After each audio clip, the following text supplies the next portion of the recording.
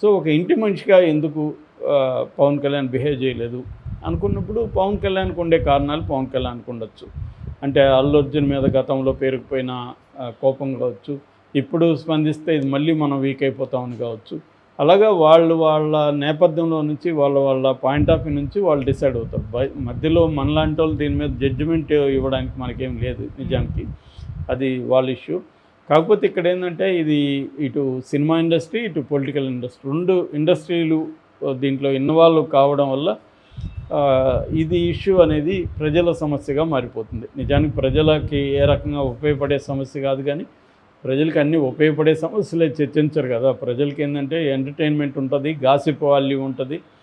So పెద్దవాళ్ళ విషయాల్ని మాట్లాడుకోవడం, వాళ్ళ ఫ్యామిలీలో జరిగే గొడవలు మాట్లాడుకోవడం ఉంటుంది. రెండోది ఏంటంటే ఇటువంటి విషయాలు జరిగినప్పుడు అంటే మనం అనుకునే సెలబ్రిటీలు కావచ్చు, టాప్ లీడర్స్ కావచ్చు, వీళ్ళు ఒక ఇష్యూని, ఒక కాన్ఫ్లిక్ట్ని ఎలా డీల్ చేస్తున్నారు అనేది చూడడం, అబ్జర్వ్ చేయడం కూడా ఎంతో కొంత మన లైఫ్లో మనకి కనెక్ట్ అవుతుంది.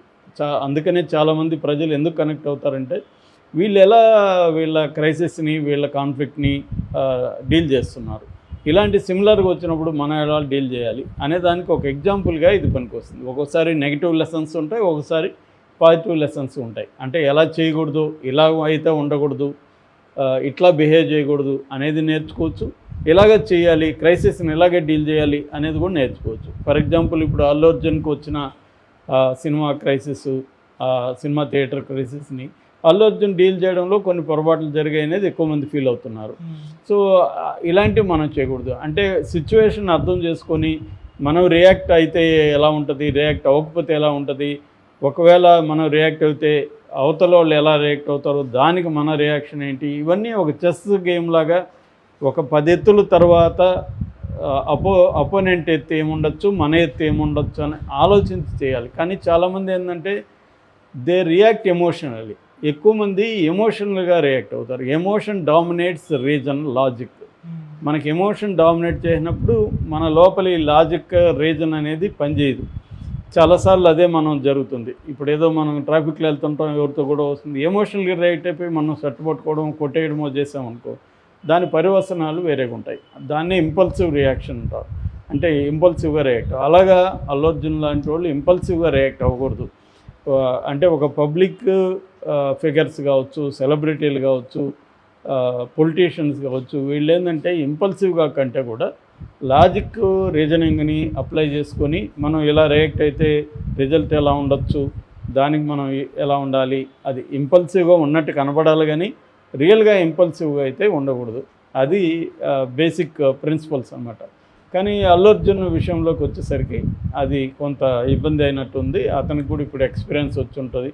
మనం క్రైసిస్ నుంచి చాలాసార్లు నేర్చుకుంటాం. కాకపోతే ఒక్కోసారి ఓ హెన్రీ అన్నట్టు జీవితం అనుభవం అనే దువ్వెన చేతికి దొరికేసరికి జీవితం బట్టతలు అవుతుంది అంటాడు.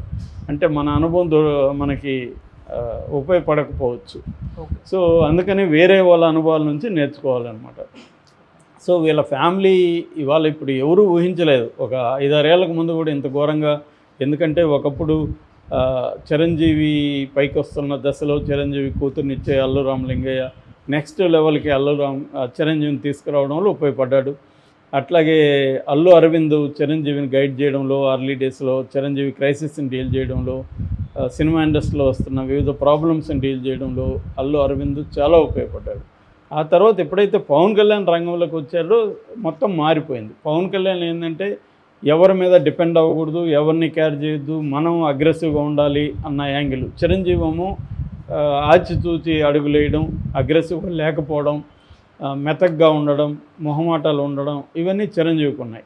ఇది ఎప్పుడైతే పవన్ వచ్చాడో, ఇటువైపు అల్లు అర్జున్ వచ్చాడో, ఇద్దరికి కూడా పర్సనాలిటీ క్లాషెస్ స్టార్ట్ అయినాయి. నువ్వెంత అనుకునే స్థానంలో ఉంది. ఇతను కూడా అల్లు అర్జున్ కూడా మెగా నీడ నుంచి తను సపరేట్గా ఎదగాలనుకున్నాడు. అది కూడా అతని పాయింట్ ఆఫ్ నుంచి కరెక్టే.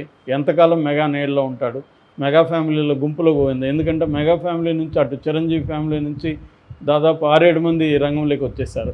వీళ్ళ గుంపులో ఉండడానికి ఇతను ఇష్టపడలేదు. అందుకే అది ఆ స్ట్రాటజీ కరెక్ట్. అందుకే ఇవాళ ఒక రామ్ చరణ్ కంటే కూడా అల్లు అర్జున్ కెరీర్ చాలా సక్సెస్ఫుల్గా ముందుకెళ్తుందంటే అల్లు అర్జున్ తీసుకున్న ఆ డిసిషన్. కాకపోతే ఒక్కోసారి మనం తీసుకునే డిసిషన్లు సైడ్ ఎఫెక్ట్లు కూడా ఉంటాయి. అలాంటి సైడ్ ఎఫెక్ట్ని అల్లు అర్జున్ డీల్ చేయాల్సిన అవసరం ఇప్పుడు ఉంది.